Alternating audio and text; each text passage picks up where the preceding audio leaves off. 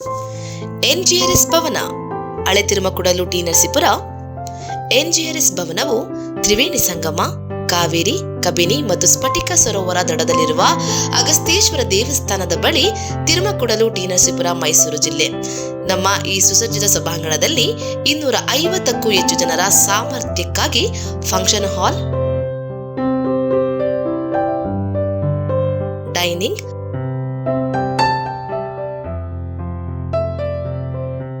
ರೂಮ್ಗಳು ಮತ್ತು ಅಡಿಗೆ ಸೌಲಭ್ಯಗಳನ್ನು ಒದಗಿಸಲಾಗುತ್ತದೆ.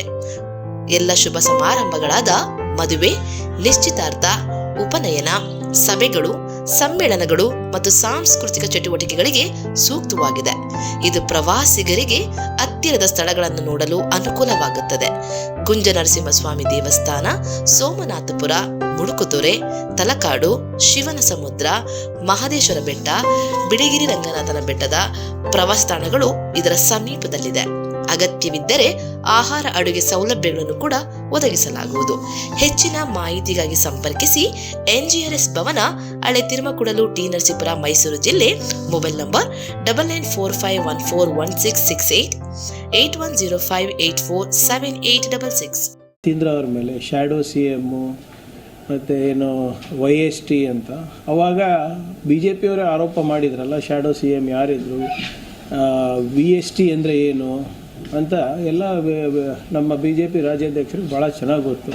ಮತ್ತು ಯತ್ನಾಳ್ ಅವರು ಪದೇ ಪದೇ BJP ನಾಯಕರಿಗೆ ಸವಾಲು ಹಾಕ್ತಾ ಇದ್ದಾರೆ, ನೀವೇನಾದರೂ ನನ್ನ ಮೇಲೆ ಆ್ಯಕ್ಷನ್ ತಗೊಂಡ್ರೆ ನಾನು ದಾಖಲೆಗಳು ಬಿಡುಗಡೆ ಮಾಡ್ತೀನಿ ಅಂತ.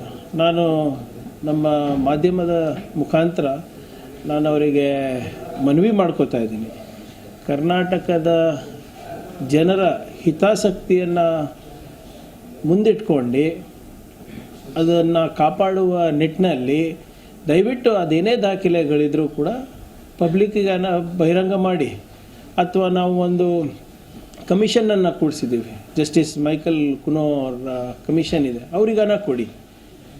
ಯಾಕಂದರೆ ಇದನ್ನು ಪದೇ ಪದೇ ಹೇಳ್ತಾ ಇದ್ದಾಗ ನೀವು ಪ್ರಾಮಾಣಿಕರಂತ ಎಲ್ಲರಿಗೂ ಗೊತ್ತಿದೆ. ಆ ಪ್ರಾಮಾಣಿಕತೆಯನ್ನು ನೀವು ಈ ಕಮಿಷನ್ ಮುಂದೆ ತರಬೇಕು, ಅಥವಾ ನಿಮಗೆ ಕಮಿಷನ್ ಮುಂದೆ ಬರಲಿಕ್ಕೆ ಇಷ್ಟ ಇಲ್ಲ ಅಂದರೆ ಮಾಧ್ಯಮದ ಮುಂದೆ ಪಬ್ಲಿಕ್ಕಾಗಿ ಡಿಕ್ಲೇರ್ ಮಾಡಿ. ಯಾಕಂದರೆ ಇದು 40,000 ಕೋಟಿ ರೂಪಾಯಿ ಹಗರಣ ಇದ್ದರೆ ಹೆಣದ ಮೇಲೆ ಹಣ ಮಾಡಿದ್ದಾರೆ ಅಂತ ಹೇಳಿದ್ರೆ ಅದು ಮನುಷ್ಯತ್ವ ಅಲ್ಲ.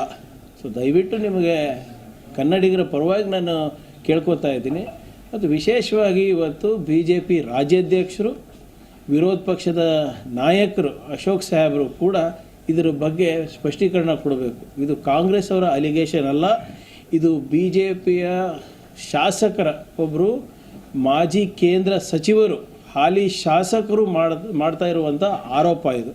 ಸೊ ದಯವಿಟ್ಟು ಇದ್ರ ಬಗ್ಗೆ ಸ್ಪಷ್ಟೀಕರಣ ನಮ್ಮ BJP ರಾಜ್ಯಾಧ್ಯಕ್ಷರು ಮತ್ತು ವಿರೋಧ ಪಕ್ಷದ ನಾಯಕರು ಕೊಡಬೇಕು ಇವತ್ತು. ನೋಡಿ, ಇದಕ್ಕೆ ಉತ್ತರ ಕಾಂಗ್ರೆಸ್ ಅವ್ರು ಕೊಡೋದಕ್ಕಿಂತ ಸನ್ಮಾನ್ಯ ವಿಜೇಂದ್ರ ಅವ್ರು ಕೊಡೋದು ಸೂಕ್ತ ಅನಿಸುತ್ತೆ.